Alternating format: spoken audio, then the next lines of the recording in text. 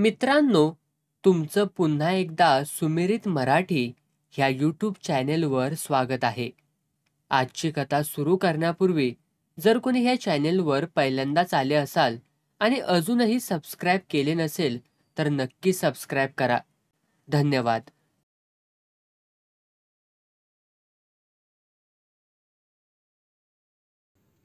औंदा पावसानं कुठं दडी मारली ते एका डोंगरदेव लिंगोबालाच ठाऊक.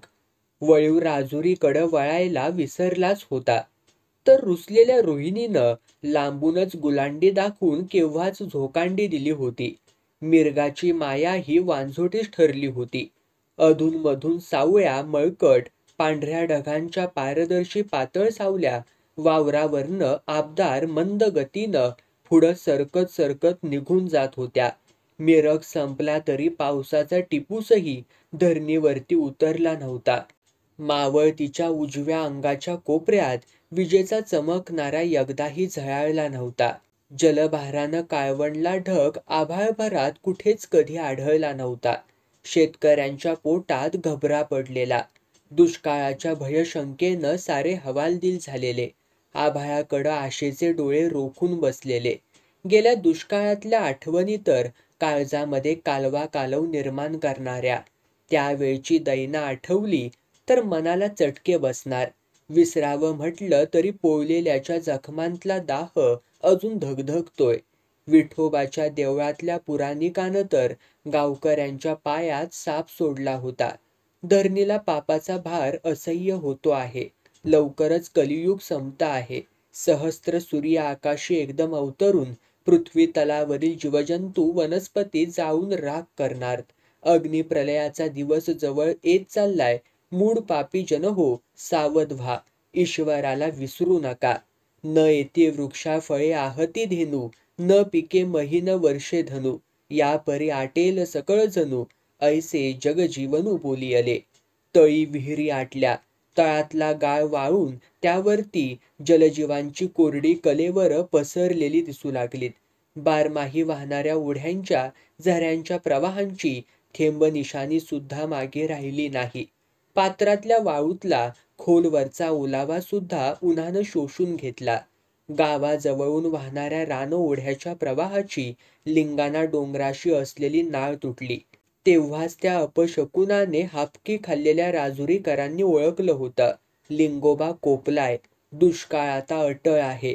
तीव्र तीक्ष्णतेनं रणरणत ऊन, चैतन्याच्या पान अस्तित्वाची वाफ करणारं आगधगीचं ऊन, वनस्पतीतलं हरित जीवन हिरावून घेणारं रखरखीत कोरडं ऊन, सृष्टीतले अवघे प्राणतत्वच करपून टाकणारं ऊन.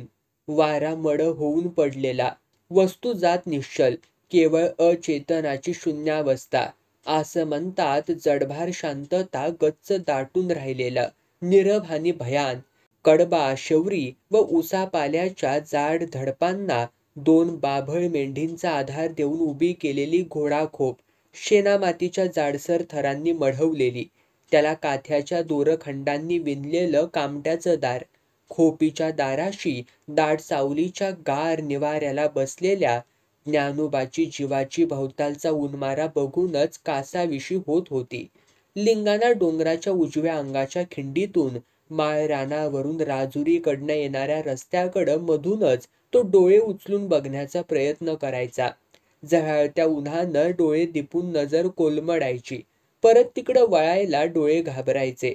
मग आकाशव्यापी उन्हाखाली आपला जीव दडपून उकडू नये म्हणून तो समोरच्या हिरव्या गार मळ्याच्या टापूकडे बघत बसायचा. त्या उजाड बोडक्या माळाखालचा हिरवा जर्द मळा ज्ञानोबाच्या अस्तित्वाचा जणू आधारच होता. तो रसरशीत हिरवा ओलावा डोळ्यांनी पिऊ लागताच त्याचा आत्मा थंडगार व्हायचा. लिंगाणा डोंगराच्या पायथ्याशी ज्ञानोबाची झोपडी होती.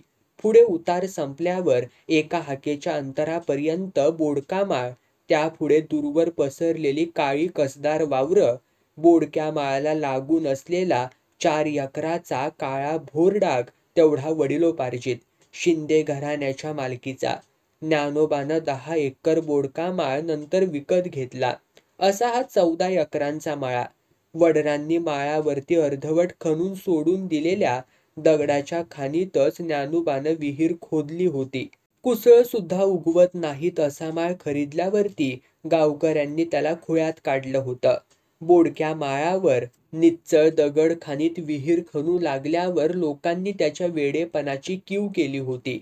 पण लाथ मारीन तिथं पाणी काढीन अशी धमक अंगात असलेल्या ज्ञानोबाच्या विहिरीत मुसंडी मारीत गंगा उतरली आणि बोडक्या माळावर 12 मास हिरवी दौलत मिरवणारा मळा फुलाफळाला आला. तेव्हा या दुष्काळी मुलखातल्या तमाम लोकांनी त्याच्या अचाट कष्टाची, अजब करणीची वाहवाकी केली होती. साऱ्या परिसरातलं पाणी आटू-घटू लागलं तरी तळातल्या पहार भोकातनं सरळ वर कारंजीसारखा उसळून येणारा झरा अजूनही ताणात होता. कितीही पाणी उपसलं तरी तळ उघडा पडत नव्हता.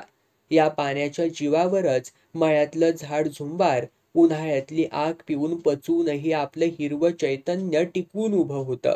उसाचा फडच केवळ नव्हं तर बांधाबांधांचं नाजूक कवळं गवतही आभाळातनं आग पाखडणाऱ्या अग्निदेवाला आवाहन देत माळावरून येणाऱ्या उष्ण वाऱ्याच्या झाळाझुळका अंगावरती झेलत आनंदानं डुलत झुलत होतं.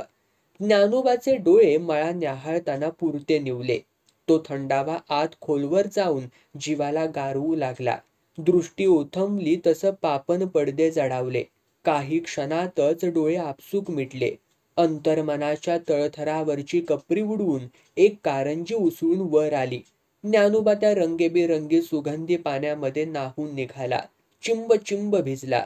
त्याला वाटलं आपण डोंगरदेव लिंगोबाच आहोत. त्याच्या जटेतून गंगा अवतरली.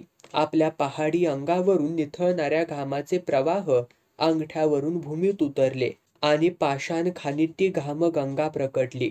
म्हणून बोडक्या माळ्यावर नंदनवन बहराला आलं. कसल्याशा चाहुलीनं ज्ञानोबाच्या मिटलेल्या पापण्या उचकटल्या गेल्या. आवाजाच्या रोखानं त्यानं आळसावली नजर टाकली. कासराभर अंतरावरती चकाकत्या उन्हाच्या आरशावर एक काळामिट्ट डाग दिसला. क्षणभराने तो हलला. 2 उड्या मारून पुढे आला. परत थांबला.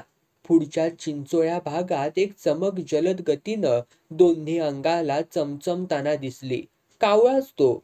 काही गणदगडं रचून ज्ञानोबानं त्यावर मातीच्या फुटक्या बिनगीचा शाबूत तळभाग ठेवला होता. त्या खापरात तो दररोज सकाळ दुपार नेमानं पाणी भरायचा. ही रानपाखरासाठीची पाणपोई होती. डोंगरमाळावरून तहानेनं व्याकुळलेल्या पाखरांची मळ्याकडची धाव पाहून त्यानं ही सोय केली होती. पण एक पाखरू कधी त्या पाणपोईवरती उतरून आपली तहान भागविल तर शपथ. माणसासारखी पाखरांची जातही हावरट. सर्व दिशांनी येणारे पक्षी सरळ मळ्याकडे निघून जायचे. एखादं रानचुकार कुत्रं खापरात तोंड घालून मचा आवाज करीत पाणी पिताना दिसायचं. कधी कधी रानउंदरं त्या तलावात मनसोक्त डुंबताना आढळायची. पाखरं मात्र तिकडं ढुंकूनही पाहत नसत. याचं ज्ञानोबाला वाईट वाटे. तो आपला दिवसभर त्यांची वाट बघत बसायचा. वाट बघून बघून त्याची आशा सुद्धा एक दिवस मावळतीकडे क्षितिजा पार निघून गेली. तरीही पाखरासाठी पाणी ठेवण्याचा नेम त्यानं कधीही मोडला नव्हता. त्याला एक गोष्ट मात्र कळत नव्हती. या रानपाखरांनी आपल्या पाण्याचा स्पर्श का टाळावा? का त्यांनाही वाटतंय मी स्पर्श केलेलं पाणी अमंगळ आहे? कावळ्यानं पाणी पिणं ही गोष्ट ज्ञानोबाला फारशी रुचणारी नव्हती. पण पिऊ दे त्याला. चोच वाजतोय, धपापतोय. खूप तहानला असणार. का त्याला हाकलावं? घाणेरडी जात. चोच घाणीत खुपसली असेल. कुजल्या म्हशीच्या आतडीत टोचली असेल. मसनवटीतला पिंड विस्कटला असेल. अशुभ, अपशकुनी, अस्वच्छ. त्या खापराच्या काठावर बसून हा इकडे तिकडे काय पाहतोय? तहानेने इतका कासावीस झालाय तर पाण्यात चटकन चोच नको का बुडवायला? हा परत उडून दूर झाला की त्या तापलेल्या दगडावर का बसला? कसली भीती वाटते. हा पुन्हा एकदा पाण्याजवळ गेला. आता पाणी पिणार. पण नाही पित. उगीच इकडे तिकडे टकामका बघतोय. आपण किती उशीर वाट बघायची? चायला ही कावळ्याची जातच 12 बोड्याची हाय. चांगलं निर्माळ पाणी कसं आवडणार त्याला? जनावराचं मूत प्यायची सवय लागलेली. ह्या कावळ्याच्या ह्याच्या पाण्यात शिरला की. ज्ञानोबाचं डोकं संतापानं भिरमिटलं. त्या तिरमिरीतच त्यानं जवळच हाताला लागलं ते कावळ्यावरती भिरकावलं. आणि कावळा कर्कशपणे किंचाळत ओरडत खाली पडला, तडफडला. मग पंख फाड फाड फाड फाड विचित्र हालचाली करीत इकडे तिकडे भेलकांडत उडत जमिनीवरून खुरडत परत त्या पाण्याच्या खापरातच जाऊन पडला. थोड्याच वेळात त्याची हालचाल पूर्णपणे थांबली. ज्ञानोबा भयचकित मुद्रेनं विस्फारल्या डोळ्यांनी कावळ्याचा तो तडफडाट, त्याचं मरण नृत्य पाहतच बसला. आपल्या हाती धारदार खुरप लागल्याची आणि ती फेकल्यावर त्या मरण दाव्यानं कावळा जायबंद झाल्याची जाणीव त्याला फार उशिरा झाली.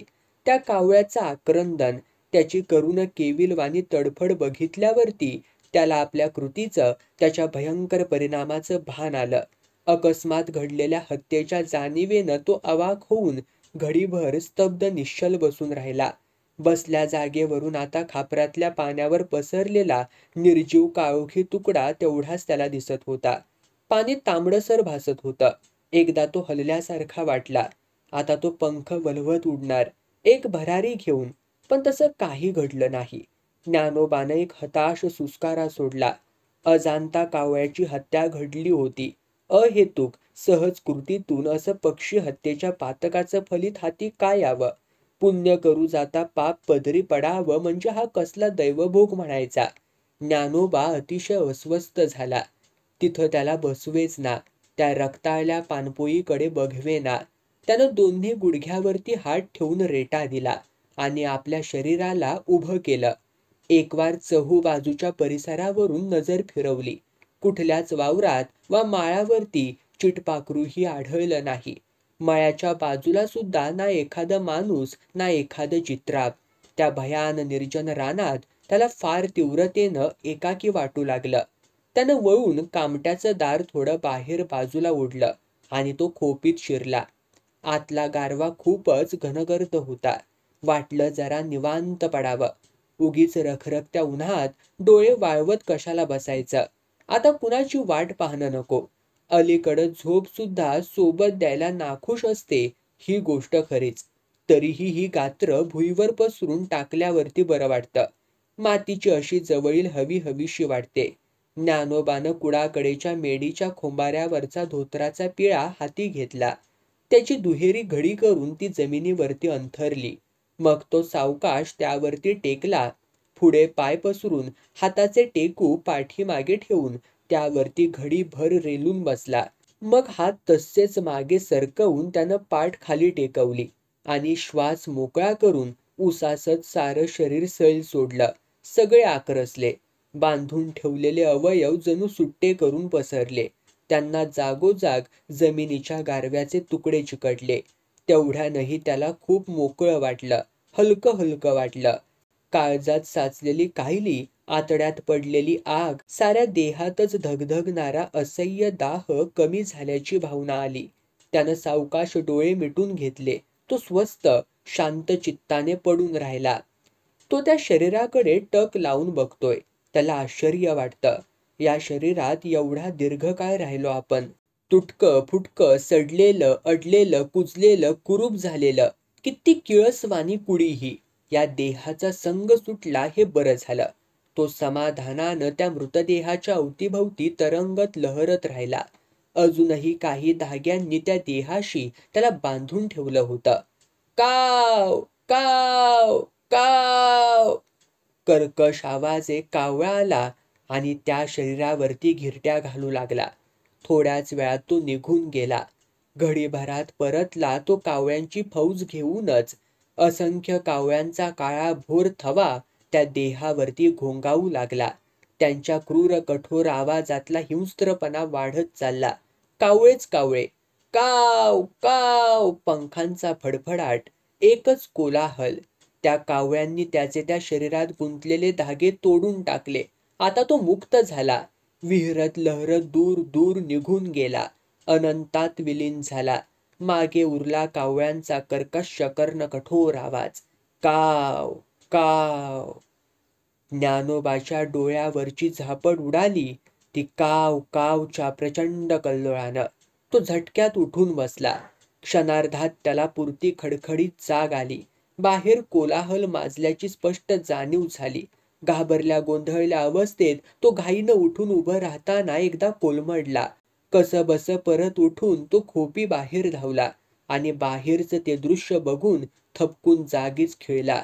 अगणित कावळ्यांचा आसमंतभर घोंघावता घोळका, भोवताली घिरट्या घालणारे असंख्य काळे भोर पक्षी. ज्ञानोबा भयचकित नजरेनं पाहतच राहिला. आपण स्वप्न पाहतोय की जागेपणी वास्तव या संभ्रमात पडला. कावळ्यांचा असा अफाट थवा तो आयुष्यात प्रथमच पाहत होता. खापरावरती कावळ्यांची मुकरंड पडली होती. त्यांच्या रागीट आक्रोशानं आसमंतात थरार भरला होता. ज्ञानोबाच्या पोटात घबरा पडला होता. या अघटिताचं आकलन होतंय न होतंय, तोच कावळ्यांचा एक ढग आवाज करीत खोपीकडे भरारत आला. ज्ञानोबा दचक्यानं मागं सरकला. तोच एका कावळ्यानं त्याच्या उघड्या माथ्यावरती झडप घातली. पंखांच्या आघाताबरोबर अभावितपणे त्याच्या तोंडून किंचाळी फुटली. एका हाताचा जोरदार वार करून त्याने कावळा झाडून फेकला आणि जीवाच्या आकांतानं मायाच्या दिशेनं तो पळत सुटला. राजुरीचे सरपंच आणि VVC सोसायटीचे चेअरमन संपतराव शिंदे कडक इस्त्रीचे शुभ्र खादीचे कपडे घालून बाहेर पडण्याच्या तयारीत बसले होते. नुकतंच जेवण झालं होतं आणि ऐन दुपारची वेळ होती. त्यामुळे लोडावर रेलताच आपले डोळे मिटणार याची खात्री असल्यानं ते बैठकीवरती ताट बसून पान खात सिगारेटीची राख करीत आपल्या मित्रांची वाट पाहत होते. धनगावच्या सरपंचांना भेटणं अतिशय गरजेचं होतं. त्यांच्याशी काय बोलणी करायची याचा विचार डोक्यामध्ये चालला होता. एवढ्यात त्यांच्या माळ्यावरच्या गड्याने येऊन ती बातमी सांगितली. काय? दादा मेला? संपतराव नामू गड्याकडे अविश्वासानं पाहत उद्गारला आणि त्याचं सुपारी कातरण्याचं काम आपोआपच थांबलं. सुपारी अडकित्त्यात अडकली होती आणि काही केल्या पातं खाली उतरतच नव्हतं. नामू अवचित येऊन पुढ्यातच उभा होता आणि अगदी अनपेक्षित बातमी सांगत होता. वैजी, मालक हिरीत पडलं त आन पार तळाला गेलं ते परत वर आलंच नाही तजी. बातमी सांगताना नामूचा चेहरा कसनूचा झाला होता. पण बातमी वाईट असूनही फारसं दुःख झाल्याचं चिन्ह त्याच्या मुद्रेवरती दिसत नव्हतं. त्यामुळे संपतरावाला अजूनही त्या वार्तेची खात्री पटत नव्हती. विहिरीत पडून मेला? अरे पण दादा पट्टीचा पाहुणारा होता की मग कसं घडलं रह्य? काय कीजी, कसं काय झालं ते कुणान ठावं. पर मालक गेलं बघा, म्या जातो, मळ्यात कोण बिन हाय. म्हणतच नामू संपतरावांच्या पुढच्या बोलण्याची वाट न बघताच वळला ते झपाझपा पावलं टाकीत वाड्या बाहेर पडला. दिसेनासा झाला. अरे ए नाम्या! गडी निघून गेल्यावर भानावर येऊन संपतरावानं हाक दिली, पण तो केव्हाच हाकेपलीकडे निघून गेला होता. संपतरावाच्या मनाचा पार गोंधळ उडाला. इतक्या अनपेक्षितपणे, अचानकपणे हे घडलं होतं की आपल्याच मनाची प्रतिक्रिया त्याला लवकर समजेना. दादा मेला म्हणजे आपण रडायला हवं, मोठमोठ्यानं आवाज काढून की केवळ डोळ्यांना धोतर लावून की गंभीर मुद्रा करून मान खाली घालून बसून राहावं. खुशीचे भाव तरी निश्चितच चेहऱ्यावरती दिसायला नकोत, पण चेहरा पुरेसा रडवा, आवश्यक तेवढा गंभीर होईल की. हो, लोक काय म्हणतील? सख्खा भाऊ, एकाच रक्ताचे, एकाच आईच्या पोटी जन्मलेलो आपण. मेला तरी संपतराव शिंद्यांना त्याचं काही सोयरसुतक वाटू नये. ज्या भावानं हे शिंदे घरानं भरभराटीला आणलं, रक्ताचं पाणी आणि हाडाची काढं करून असा बारदाना वाढवला, जमिनी कमवल्या आणि त्यातनं सोन्याची पिकं काढण्यासाठी राब राबला, म्हणजे कुटुंबाच्या भल्यास्तव आयुष्यभर झिजणाऱ्या भावासाठी त्याच्या मृत्यूनंतर डोळ्यातलं फुकटचं 2 थेंब पाणी संपतरावानं सांडू नये. अशा शोचनीय अपवादी मरणाचं वैऱ्यालाही वाईट वाटेल. मग संपतरावांना तर धाय मोकळून रडायला हवं. थोरल्या भावाच्या मृत्यूची घटना संपतरावाच्या मनानं सत्य म्हणून स्वीकारली आणि नकळत त्याला आतून गलबलून आल्यासारखं झालं. दृष्टी धुसर झाली. डोळ्यात आसव उतरत असल्यासारखं जाणवलं. गळा दाटून आला. वाटलं आता हुंदका फुटणार. तुडुंब उमाळा बाहेर पडायचा. तो संपतरावानं मोठ्या प्रयासानं दाबून धरला. आपल्याला रडू येणार नाही अशी भीती वाटत असतानाच त्याचा चेहरा रडवेला झाला होता. पुन्हा एक जोरदार उसळी आली आणि हुंदका फुटला. त्यानं चटकन पांढऱ्या धोट खादीच्या धोतराचा सोगा उचलून डोळ्यांना लावला, पण शोकावेग आवरला नाही. पुढच्याच क्षणी संपतराव हमसून हमसून रडू लागला. हमसताना त्याचं शरीर गदगदून हलत होतं. घुसमटून परत बाहेर फुटणाऱ्या हुंदक्यांमुळे घशातून विचित्र आवाज उमटत होते. काय व झालं? आव, भयभीत सरूबाईचा. आपल्या बायकोचा कंपित आवाजातला प्रश्न ऐकून नाक डोळे पुसत बसलेल्या संपतरावाच्या लक्षात आलं की दादांच्या मृत्यूची बातमी अजून आपण कुणाला सांगितली नाही. आपणच रडत बसलोय. दादाच्या मृत्यूनं आपल्याला एवढं दुःख होईल याची त्याला मुळी कल्पनाच नव्हती. आपला दादा, तो परत अडखळून थांबला. दादा म्हणजे भाऊजीसनी काय व झालं? सरूबाईंच्या भयकंपित प्रश्नात आश्चर्य आणि औत्सुक्याची भावना जास्त होती. माझा दादा वारला, विहिरीत पडून वारला, तो भरल्या गळ्यानं बोलला. सरूबाई त्या धक्कादायक उत्तरानं पार भांबावली. क्षणभर ती विस्फारल्या डोळ्यांनी नवऱ्याकडे बघत स्तब्ध उभी राहिली आणि मग एकदम आठवल्यासारखं करून तिनं किंकाळी फोडली. मोठमोठ्यानं गळा काढून भाऊजींचं असं कसं झालं व असं म्हणून गहिवर घालू लागली. तिच्या जोरदार आक्रोशानं वाडा दणाणला. वाड्यातली सगळी बायका पोरं धावतच सोप्यात आली. सरूबाईचा गहिवर ऐकून नक्की काय घडलं ते त्यांच्या ध्यानी आलं. रडण्या ओरडण्यात तेही सामील झाले. घरात एकच हलकल्लोळ माजला. शेजार पाजारच्या बायका आल्या, बापय जमा झाले. थोड्याच वेळात वाड्यामध्ये गाव गोळा झालं. मधला चौक तिन्ही सोपे लोकांच्या गर्दीनं भरून गेले. काय झालं आणि कसं झालं याची चर्चा सुरू झाली. 80च्या पुढं वय झालेला म्हातारा रावजी विकलांग होऊन एका आतल्या खोलीत पडून होता. त्याची दृष्टी अधू झाली होती, पण कान थोडे शाबूत होते. वाड्यात कसली रडारड चालले म्हणून तो अंथरुणातनं उठून रांगत चाचपडत खोलीच्या दाराशी आला. क्षीण कापऱ्या आवाजात तो, काय, कोण, अरे कोण हाय का नाय, अरे झालं काय ते तरी सांगा की, असं बडबडू लागला. पण त्याच्याकडे कुणीच लक्ष देत नव्हतं. वाड्यात एकच दंगायोट उसळलेला. सगळा शिंदेवाडाच रडत असलेला. आता संपतरावाचा शोक मात्र ओसरला होता. डोळ्यातली आसवं केव्हाच आटली होती. कोरडे डोळे लालसर मात्र दिसत होते. समाचाराला येणाऱ्या लोकांपुढे डोळ्यातनं पाणी काढता येईना तसं तो भलताच अवघडला. दादाची कुठलीच आठवण त्याला रडवायला समर्थ ठरेना. लोक काय म्हणतील या भीतीनं तो फार अस्वस्थ झाला. शेवटी उगीच धोतर डोळ्यांना लावून कोरडे हुंदके देत देत तो खाली मान घालून बसला. बैठकीवरती त्याच्या भोवती भावकीतल्या लोकांचा, इतर गावकऱ्यांचा गराडा पडला होता. खूप लोक येत जात होते. संपतराव एकतर वजनदार असामी आणि शिंदे घरानं मातब्बर. समाचाराला आपण न जाणं बरं दिसणार नाही. आलं नाही म्हणतील म्हणून जो तो वाड्यावरती येऊन जात होता. पण हे घडलं कसं म्हणायचं? नलवडे मास्तरांनी विचारलं तसं संपतरावाला अवघडलेपणावरचा उपाय आठवला. आपण इथं कशाला बसलोय गाव गोळा करीत? मळ्याकडं जायला पाहिजे, पुढची व्यवस्था बघितली पाहिजे. पण लोक मदतीला येतील नव्हं. महारोग्याला शिवायचं म्हटलं की, पण आधी मळ्याकडं तरी जावं, पुढचं पुढं बघता येईल. संपतरावानं बाजूला ठेवलेली परीट घडीची खादीची टोपी घेतली आणि डोक्यावरती ठेवली. मात्र मनात काही विचार आला. त्यानं परत टोपी काढून जवळच्या खुंटीला टांगली. विहिरीत पडलाय म्हण, मग जाऊया आपण तिकडच, तो लोकांच्या नजरा डोळ्यानं गोळा करीत बोलला. लोक रडू लागले.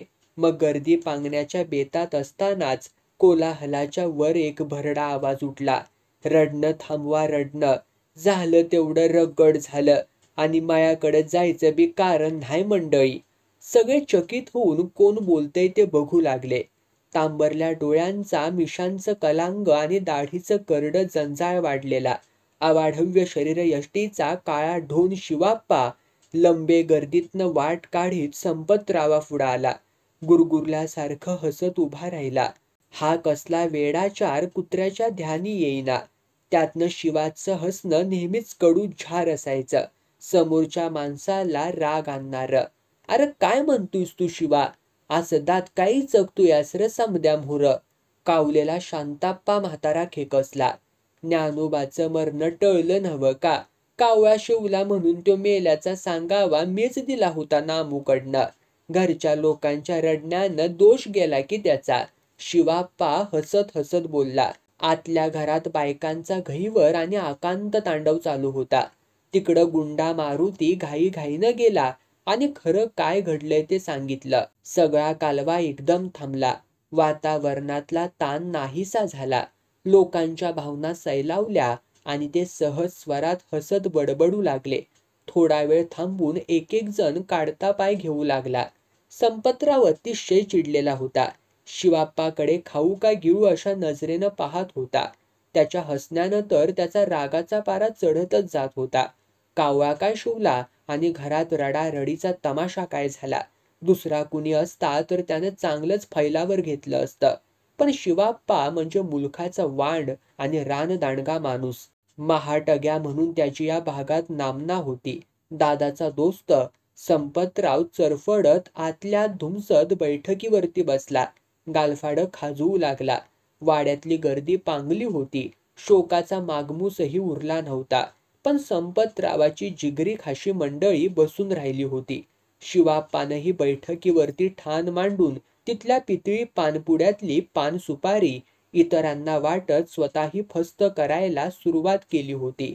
त्याच्या मस्तवाल आगाऊपणानं संपतरावाचं भिरमिटलं होतं. हा सगळा तमाशा बघून तुला लय बरं वाटलं असेल नाही शिवा? मोठ्या प्रयासानं आपल्या रागावर काबू ठेवत संपतरावानं विचारलं. खरंच बरं वाटलं. 5 पानांच्या जुड्याला भरपूर चुना फासत शिवाप्पा बोलला. ज्ञानोबा बरोबर पैज मारून आलतो बघ. तो म्हणत होता आपण मेल्याचं ऐकून घरातली माणसं हरवून ढाण होतीली. मी म्हटलं तसं नाही गड्या. संपतरावा सकट सगळी रडणार तर. हे गुडा लेका 2च पानं काय खातुयास? शिंदेवाड्याच्या आबरू काढतुयास का काय र? आणि 2-3 घे. माणसानं काय बी खावं ते तोंड भरून खावं. निदान ह्या वाड्यात तरी चिक्कूपणा करायचं काय बी काम नाही. ज्ञानोबा शिंद्यांचा वाडा हाय ह्यो, काय समजलास? संपतरावाच्या मनात चुलनावरल्या कायलीतल्या उसरसावाने राग नुसता खदखदत होता. पण काय बोलावं ते मात्र सुचत नव्हतं. शिवाच्या शब्दांनी त्याला चरका बसला होता. काळजात चरचरत होतं. पण शिवाला तसा चटका देता येत नव्हतं. तो चिडीनं चिरमुर खात गप्प बसल्याचं ओळखून त्याच्या बगलेतला दोस्त गुंडा मारुती भोसले उसनं अवसान आणून तावदारला. शिवाप्पा सरळ बोलायला काय पैसे पडत्याती म्हणून असं बोलतोयास र तू? का आपल्याला कोणी विचारणार नाही तवा थोरा मोठ्यासनी कसं बी बोललं तरी चालतं या म्हणून असं चावरं बोचरं बोलतोयास? मी काय वाकडं वंगाळ बोललो काय र गुंडा? खरं बोलणं बी थोरा मोठ्यासनी चावरं बोचरं वाटत असेल तर गोष्ट वेगळी हाय. पानांची दुमड डाव्या दाढेखाली सरकवून शिवानं पुन्हा तिरकं बोलणं काढलं. सख्खा भाऊ मेल्यावर कोण हरकून ढाण हुतया व्हैर? संपतराव काय ज्ञानोबाचा वैरी हाय? चंद्रू पाटलानं रागानंच विचारलं. मी बी तेच सांगत होतो त्या खुळ्या ज्ञानोबाला. सक्क भाऊ पक्क वैरी व्हत्याती कधी कधी. नाही असं नाही. पण संपतराव त्यातला नव्ह. हेच मी पटवून देत होतो त्याला. बरं का पाटील? आणि हे घर उभं केलं त्या माणसासाठी 4 टिपं गाळली तर म्हणून काय डोळ्यातल्या हिरी कायमच्या आटून जात्या ती वय संपतराव? आमच्या डोळ्यात असा दुष्काळ कधी नाही पडला बा. दादानं हे घर उभं केलं त्याची आठवण तू करून द्यायचं कारण नाही शिवा. संपतराव डाव्या हाताच्या तळव्यावर चुना तंबाखूची मळणी जोर जोरानं करीत म्हणाला. आम्ही काय अन्न सोडून घाण खात नाही असल्या गोष्टी विसरायला. तू कसं बोलतोस काय बोलतोस ते सारं कळतंय आम्हासनी. एवढं बोलून त्यानं चुना तंबाखूची चिमूड दाढेखाली ढकलली. जगुमाने बिडी फुकत गुमान बसला होता. धूर गिळताना त्याला ठसका लागला. ठसक्यातनं खोकला चालू झाला. त्याचं हाडकुळं शरीर ताणून फुगून भसासा उसासू लागलं. त्यामुळे क्षणभर बोलाचालीमध्ये खंड पडला. मरशील की जाग्या अशानं. आईला धूर सुद्धा पचवता येणार नाही लेका तुला. मग अन्न कसं पचवणार र? मांस जडून गेलं. आता हाडं हागू लागशील बघ त्वा. शिवा हसत बोलला आणि त्यानं जगूच्या पाठीवरती थाप मारली. त्या सरशी सैल अंगानं बसलेला जगू पुढं तोंडावरती पडला आणि हातातली विडी निसटून लांब पडली. जीव घेतोयस का काय गा माझा? जगू उठून बसत कावदारून बोलला. फुकट दिलास तरी बी नको गाड्या तुझा जीव. तुला तो नकोच असला तर लिंगोबा पुढं पाऊस मागायला बस जा. पाऊस पडूस तवर उपास करायचा असतो या ते ठावा आहेस तुला. काय तुझ्या पुण्याईनं पाऊस पडला तर नाव होईल र तुझं. शिवानं सुचवलं आणि बसल्या जागेवरनं मिटल्या ओठावर बोट ठेवून त्यांच्या फटीतनं पानरसाची पिचकारी पार चौकात फेकली. माझ्या जीवावर कामुंद्र उठलायस का? तू बस जा की उपासाला. जगूनं बिडी बंडलातली दुसरी विडी काढली. माझ्यासारख्या पापी माणसानं मागून पाऊस नाही पडायचा जग्या. तू खरा पुण्यवंत. माशाशिवाय दुसरं काय बी मारला नाहीस आयुष्यात. आता शिवानं परत सुपारी कातरायला घेतली. तुझ्या पैजपायी एवढा तमाशा झाला त्याचं काय बी वाटत नाही र तुझ्या जीवाला. संपतरावाचा राग अजून शमला नव्हता. आम्ही जयवंताला तार करून बोलावून घेण्याच्या विचारात होतो. झालंच तर जवळपासच्या पाहुण्यांना सांगावा धाडणार होतो, फोन करणार होतो. म्हणजे ही पैज आम्हाला किती महागात पडली असती. आणि वर सगळ्यांना इनाकारणी तरास. माझ्या पैजचं तेवढंच काय घेऊन बसलायस? अरे मर्दा, ज्ञानोबाला कावळा शिवला होता हे मी मराठीतनं सांगितलं या नवं का कानडीत बोललूया? कावळा शिवला म्हणून लगेच कोण सरणावरती चढत नाही. आमच्या डोक्याला ताप का ह्या अडाणी समजुती पायी?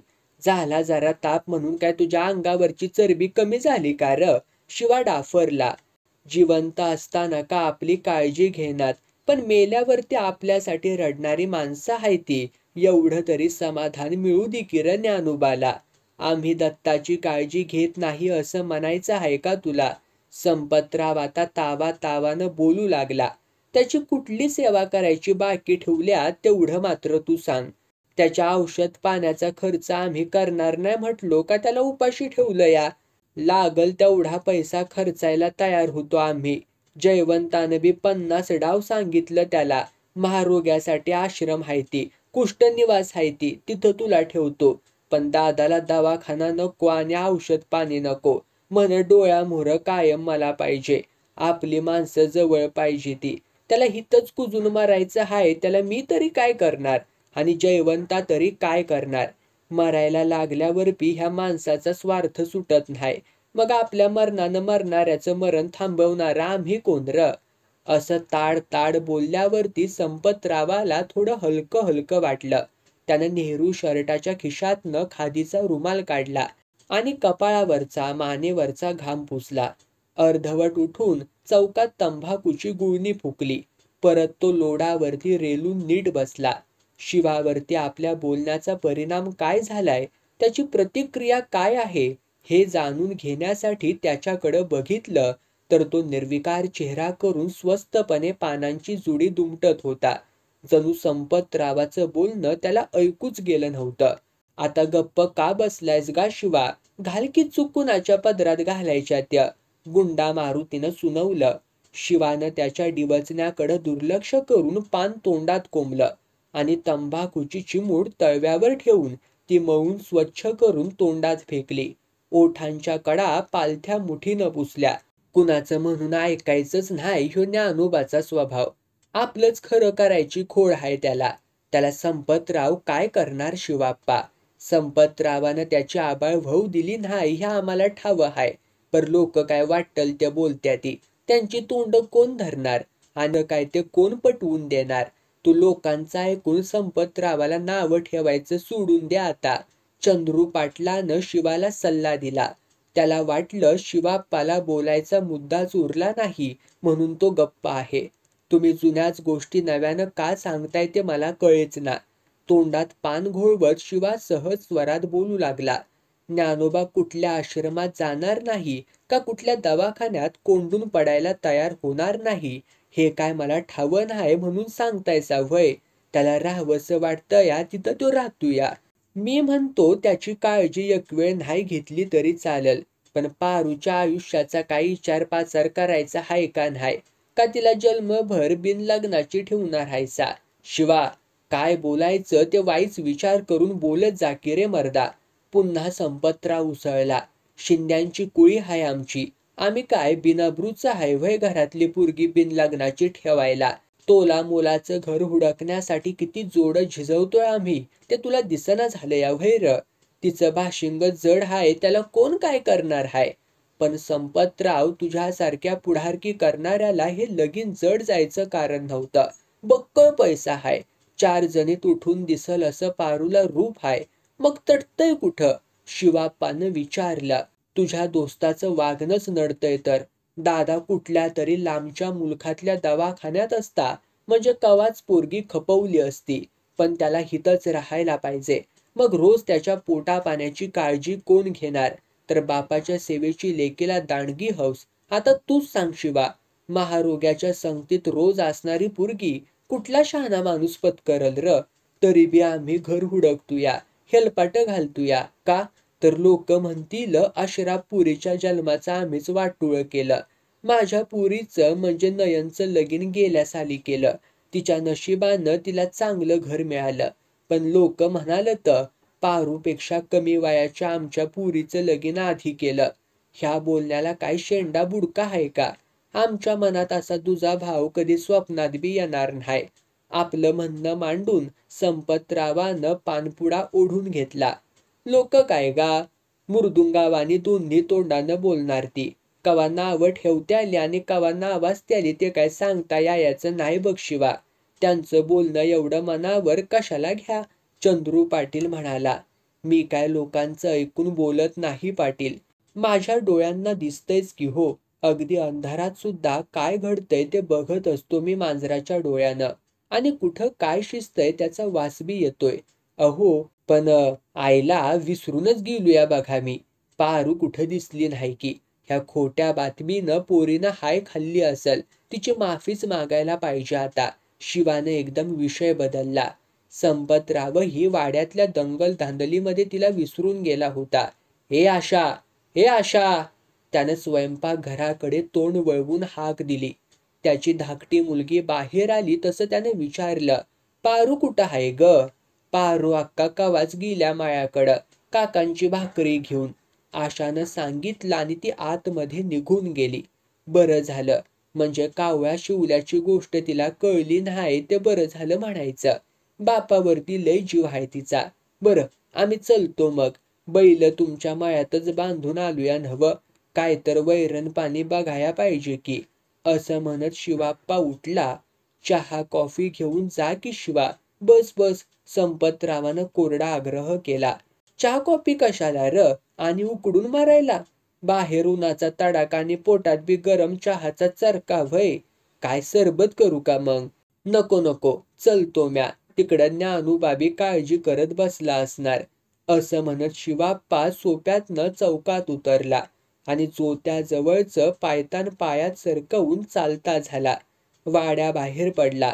तो दरवाजातनं बाहेर पडेपर्यंत कुणीच काही बोललं नाही.